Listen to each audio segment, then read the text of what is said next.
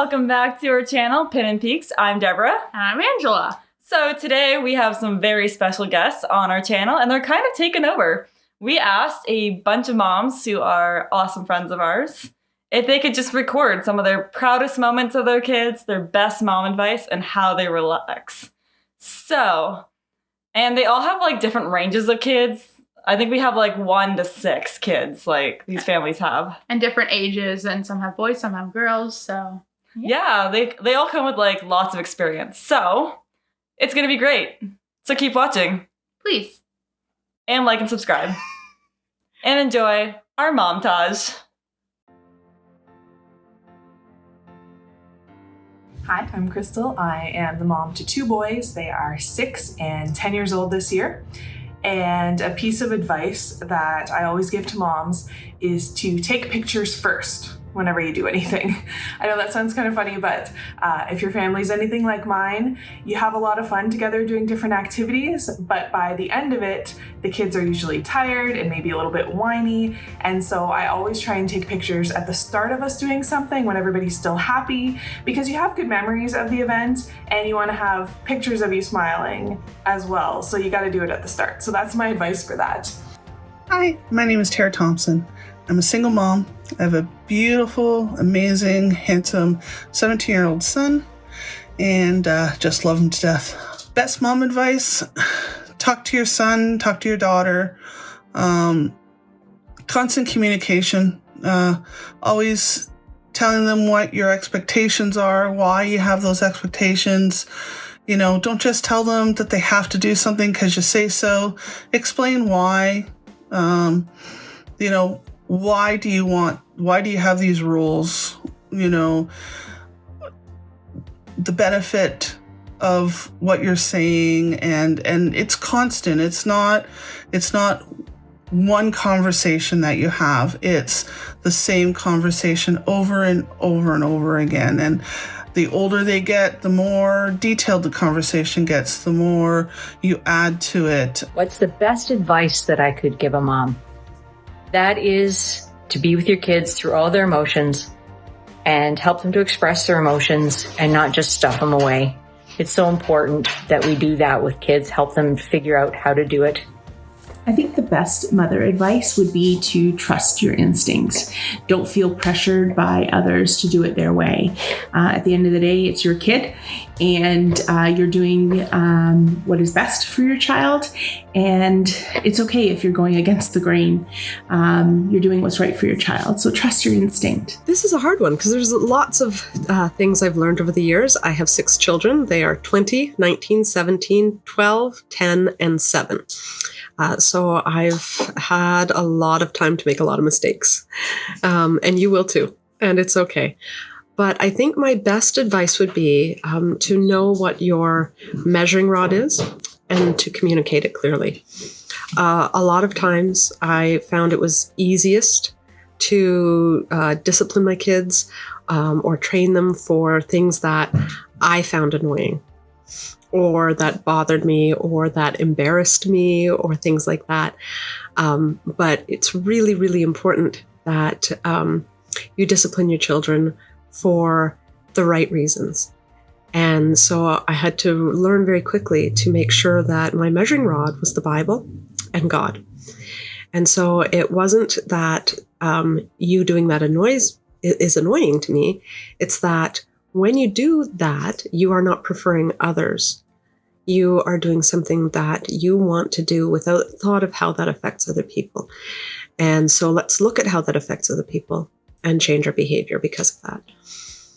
And so by changing my measuring rod, I changed how I felt about my kids' behavior. They weren't doing things against me. They were doing things that I needed to teach them about, to draw them closer to God. And I think that's probably the biggest thing I've learned as a parent. And yeah, your kids are going to embarrass you. You'll get a chance to embarrass them back. Answer their questions honestly. Your kids know when you're lying, just like you know when they're lying.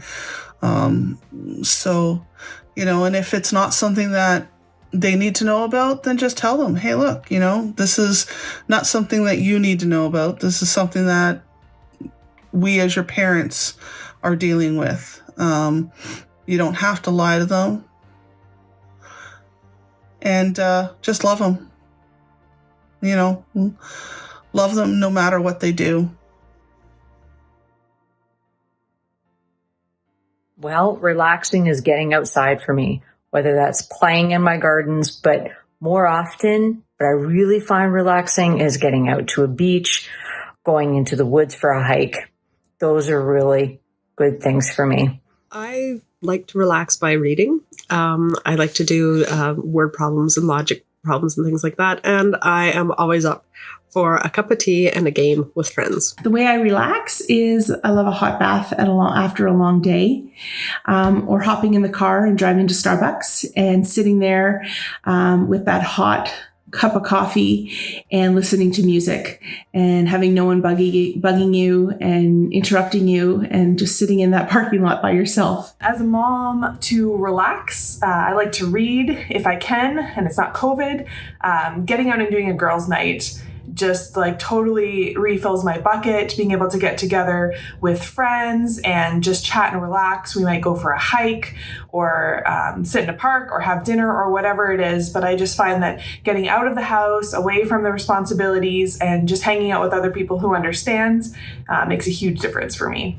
How I relax? Well, I like video games and I like sci-fi movies, so I either relax, sit and watch a movie, or I play some video games. Those my go-to for just chilling and not doing anything.